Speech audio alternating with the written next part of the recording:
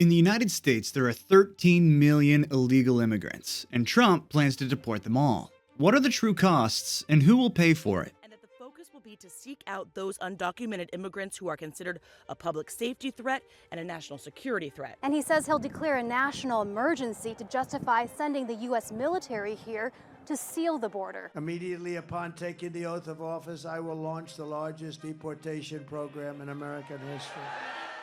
It all starts with identification and enforcement, the first domino to fall. Locating 11 million undocumented immigrants would stretch ICE's already thin resources to their breaking point.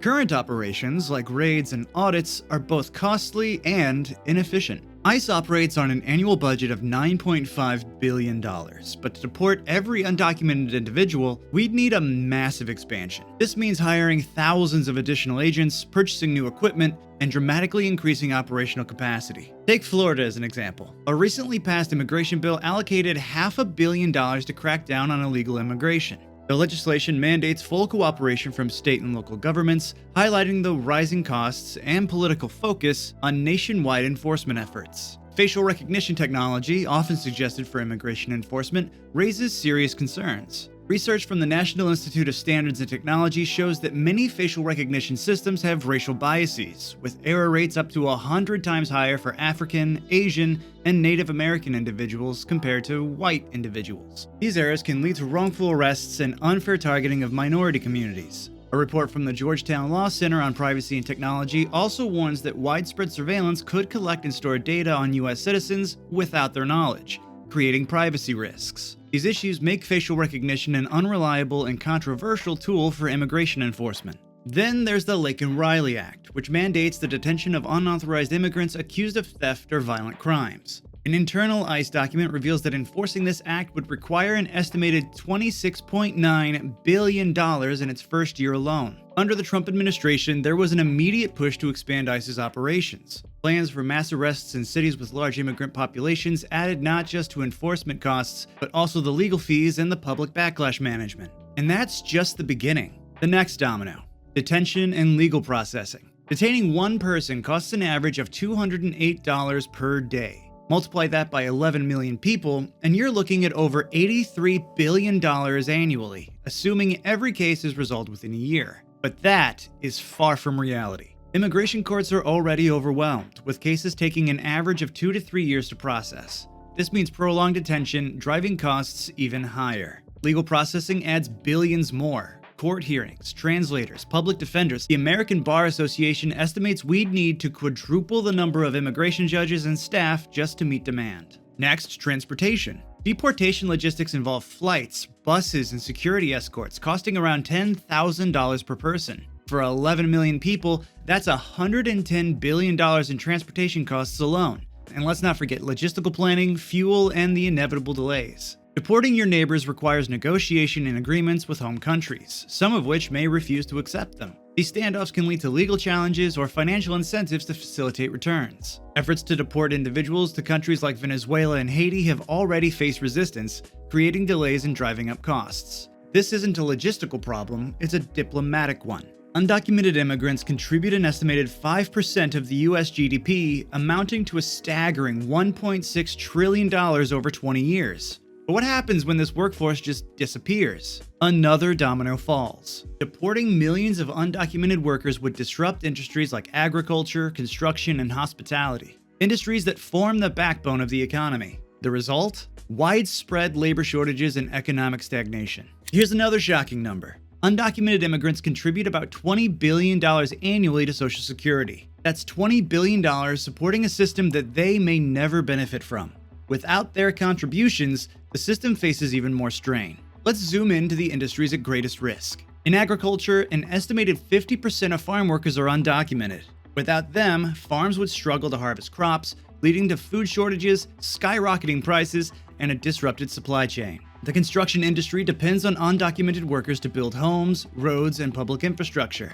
Their deportation would delay projects and drive up costs, affecting housing affordability and nationwide development. Hospitality and food services are also deeply reliant on undocumented workers. Their absence could force closures, degrade service quality, and hurt the tourism-dependent economies. Millions of undocumented immigrants are active consumers. Their spending powers local businesses and drives demand for goods and services. Deporting them would mean billions in lost revenue, crippling small businesses and hollowing out local economies. Undocumented immigrants pay an estimated $11.7 billion in state and local taxes annually, contributing to schools, emergency services, and infrastructure. Without this revenue, public services could face devastating budget deficits, reducing the quality of education, emergency response times, and infrastructure upkeep.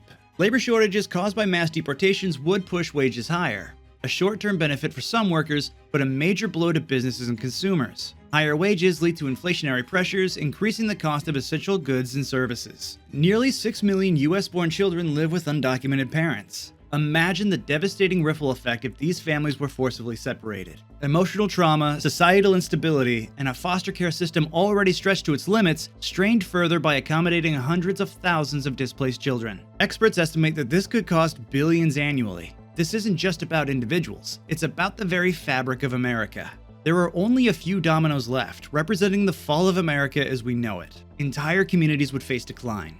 Deportations would depopulate neighborhoods, leading to shuttered businesses, plummeting property values, and the disappearance of both labor pools and consumer bases. Local economies would shrink, taking countless livelihoods with them. Fear of deportation is already discouraging undocumented immigrants from seeking medical care, including vaccinations and emergency treatment.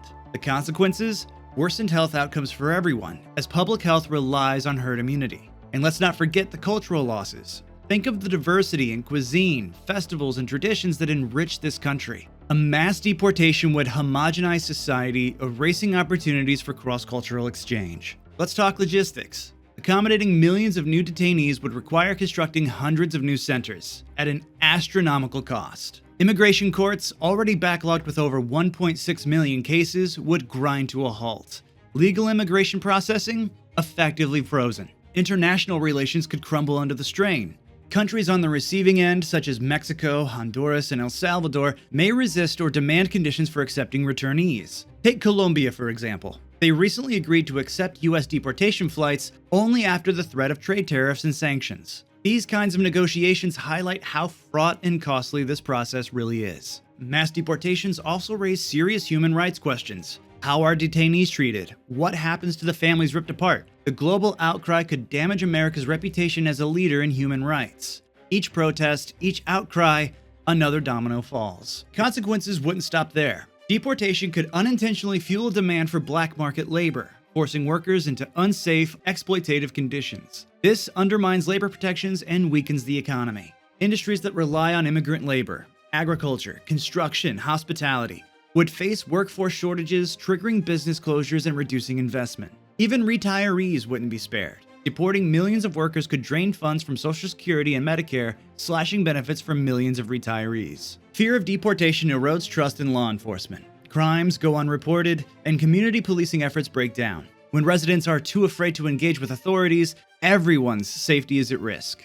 But there are alternatives. Pathways to citizenship could add an estimated $1.5 trillion to the GDP over the next decade. Legalization programs would boost tax contributions, consumer spending, and overall economic stability. Temporary work visas could provide undocumented workers with legal avenues to remain while contributing to key industries. And targeted enforcement, focusing on individuals who pose security threats, would ensure resources are used efficiently without destabilizing entire communities. Proposals to end birthright citizenship could strip rights from US-born children of undocumented immigrants, creating an unprecedented legal and humanitarian crisis. Deporting 4% of America's population would cause a domino of economic collapse, social devastation, and irreparable harm to families and communities. The US must carefully weigh these immense costs against the potential benefit of comprehensive immigration reform. But you have a more important decision. Become one of the first to subscribe, and we'll see you next time.